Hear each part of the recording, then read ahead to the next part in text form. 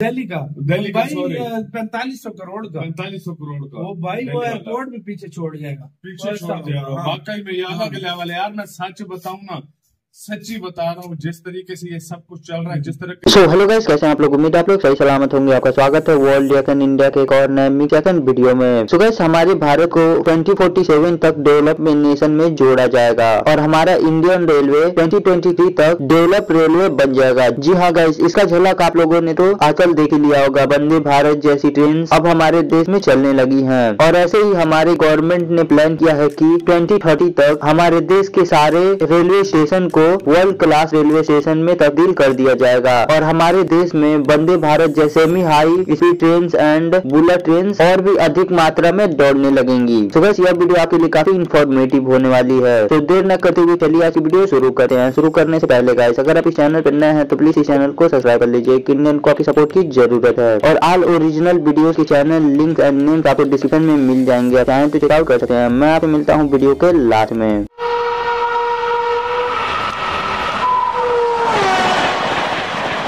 साल 2047 तक भारत को विकसित भारत और साल 2030 तक इंडियन रेलवे को एक मॉडर्न रेलवे नेटवर्क बनाने का लक्ष्य, यानी सिर्फ 7 साल में भारतीय रेलवे का रंग, रूप, चाल ढाल सब बदल जाएगा। जैसी ट्रेन पटरी और railway stations America, Britain, France और जापान जैसे विकसित देशों में हैं, वैसी ही या ये कहें उससे भी आगे निकलने के लिए भारतीय रेलवे प्लान 2030 लेकर आया है, जिसे नाम दिया गया है नेशनल रेल प्लान विजन 2030। इस प्लान में हाई स्पीड बुलेट ट्रेन है, safe and secure semi high speed Vande Bharat express का sleeper version, hydrogen train, 100% electrified railway track और world class modern railway station शामिल हैं। द ड्राफ्ट के आज के एपिसोड में हम आपको ये बताएंगे कि 1853 में भाप इंजन की मदद से शुरू होने वाली इंडियन रेलवे कैसे हवा से बातें करने वाली है और अगले 7 साल में ये कैसे दुनिया की सबसे मॉडर्न रेल बन जाएगी। वीडियो शुरू करें उससे पहले आप हमारे चैनल को सब्सक्राइब जरूर कर लें और हाँ, बेल आइकॉन प्रेस करना ना भूलें। अब सबसे पहले बात करते हैं वर्ल्ड क्लास मॉडर्न स्टेशन की। ये तस्वीर भोपाल के रानी कमलापति रेलवे स्टेशन की है। 450 करोड़ रुपए खर्च कर बनाया गया ये रेलवे स्टेशन यूरोप, अमेरिका और चाइना के रेलवे स्टेशन को टक्कर देता है। ये दूसरी तस्वीर गांधीनगर रेलवे स्टेशन की है। 5 स्टार होटल, लाउंज, पार्किंग और हर वो सुविधा जो किसी मॉडर्न देश के मॉडर्न एयरपोर्ट पर हो सकती है, वो सब गांधीनगर रेलवे स्टेशन में मिल रही है। एयरपोर्ट की तरह हाईटेक इस रेलवे स्टेशन को तैयार करने में 750 करोड़ रुपए खर्च हुए हैं। ये 2 तस्वीर सिर्फ ट्रेलर है, क्योंकि अगले कुछ साल में देश के 1309 रेलवे स्टेशन ऐसे ही हाईटेक बनने वाले हैं, जिसके लिए 508 रेलवे स्टेशन की आधारशिला रखी जा चुकी है। और मैं यकीन के साथ कह सकता हूं कि आप में से ज्यादातर लोग ऐसे होंगे जिनके जिले का रेलवे स्टेशन भी हाईटेक रेलवे स्टेशन में बदलने वाला है। 6 अगस्त 2023 को प्रधानमंत्री नरेंद्र मोदी ने रेलवे के इतिहास में सबसे बड़े रीडेवलपमेंट प्रोजेक्ट की शुरुआत की। प्रधानमंत्री ने 24,470 करोड़ रुपए की लागत से 27 राज्यों में 508 रेलवे स्टेशंस के पुनर्विकास की आधारशिला रखी। इस प्रोजेक्ट को अमृत भारत स्टेशन योजना का नाम दिया गया है। फर्स्ट फेज में 508 और सेकेंड फेज में बाकी के रेलवे स्टेशन का डेवलपमेंट होगा। इस योजना से पहले ही नई दिल्ली रेलवे स्टेशन के रीडेवलपमेंट को हरी झंडी मिल चुकी है।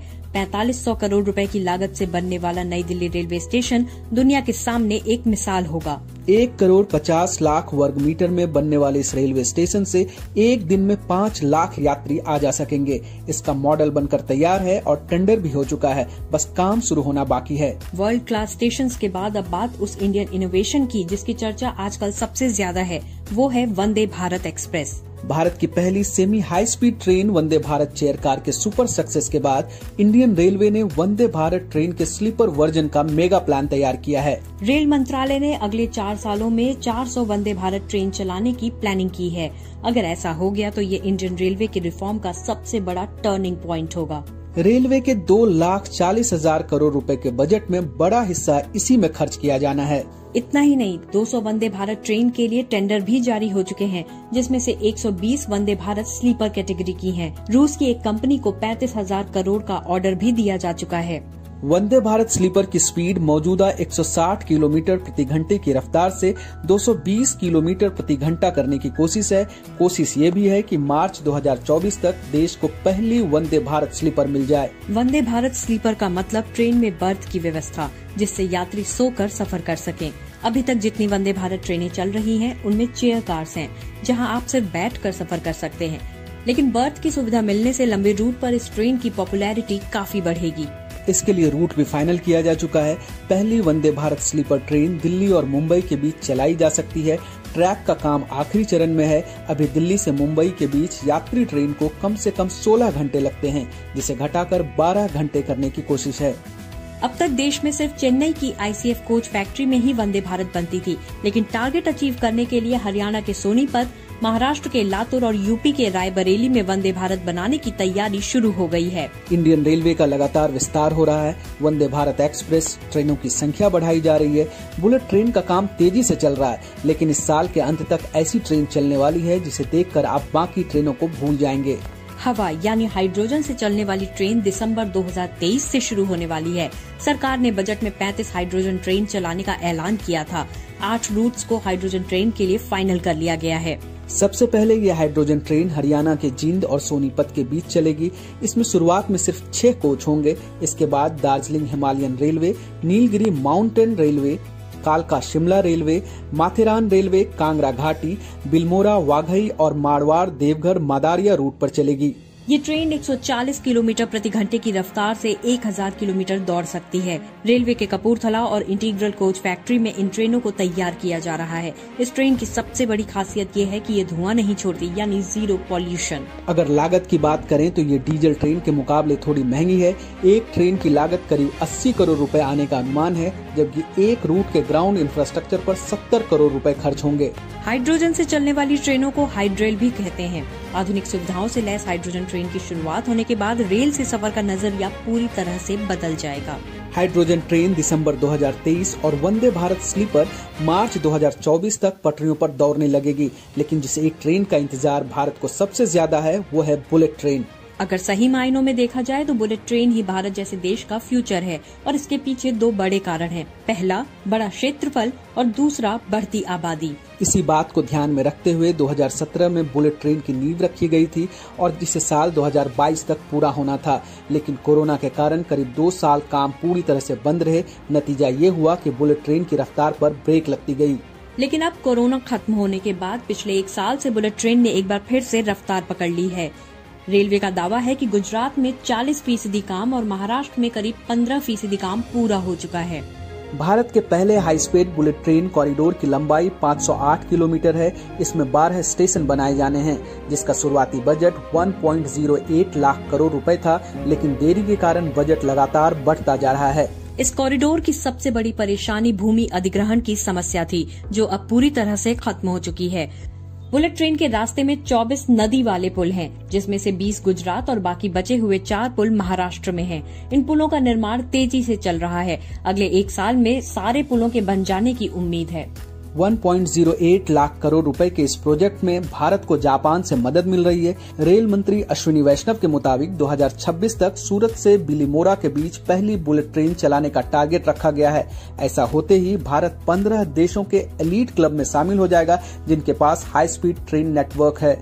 बुलेट ट्रेन में भले ही अभी कुछ सालों का इंतजार है, लेकिन इसी साल भारत में रेलवे ट्रैक के इलेक्ट्रिफिकेशन का काम पूरा हो जाएगा।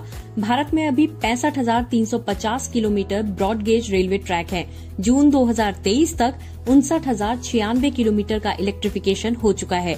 अगले साल की शुरुआत में 100% काम पूरा कर लिया जाएगा। वैसे तो आपके और हमारे रेल सफर में इलेक्ट्रिफिकेशन का फायदा हमें भले ही पता न चले, लेकिन स्टडी कहती है कि रेल ट्रैक के इलेक्ट्रिफिकेशन से भारत हर साल 30,000 करोड़ रुपए बचा सकता है और ये 30,000 करोड़ रुपए डेवलपमेंट में काम आ सकते हैं। इन फ्यूचर प्लान्स के अलावा इंडियन रेलवे अपनी कमाई को लगातार बढ़ाने की कोशिश कर रहा है। साल 2022 में इंडियन रेलवे ने यात्री किराए से 39,000 करोड़ रुपए और माल भाड़ा से 1,39,000 करोड़ रुपए कमाए। हर दिन 12 किलोमीटर नए ट्रैक बिछाए जा रहे हैं और अगले साल से 16 किलोमीटर का टारगेट रखा गया है। शायद इसीलिए पिछले 9 सालों में सरकार का फोकस रेलवे पर बढ़ गया है। यही कारण है कि 2013 में जिस रेलवे का बजट 63,363 करोड़ रुपए था, 9 साल बाद ये करीब 4 गुना ज्यादा। देखते थे कि चीज़ें बहुत अलग थी, कि मुश्किल से ट्रेनें चलती थी, ऐसे वही हाल था एक ट्रेनों का। लेकिन उससे हटकर जब अब आते हैं ना, अब हमें ऐसी एक एडवांस तरह की चीज़ें मिल रही है ना कि जिसका हम सोच भी नहीं सकते थे कि अब चाहे वो बुलेट ट्रेन अब जल्दी चलने वाली है, वंदे भारत सबसे एडवांस है, उसमें हर तरह की एक आपको सुविधाएं दी जाएंगी। अब स्लीपर भी आ जाएगी, लेकिन उससे पहले जितने भी अब तक आ गए हैं ना वो कमाल की है। तो यहाँ पर इस चीज़ को हम ज़रूर देखते हैं। अब देखें ना कि हम भी आपके साथ थे और एक दूसरे की कंट्री अब सेम ही है, लेकिन अब इंडिया की तरफ देखा जाए तो बहुत ज़्यादा एडवांस तरह की चीज़ें हमें देखने को मिलती हैं। लेकिन जब इधर आते हैं तो तब और गांधीनगर रेलवे स्टेशन है और इस तरह से बेंगलोर रेलवे स्टेशन है, बहुत आला बने हुए हैं, बहुत ही खूबसूरत बने हुए।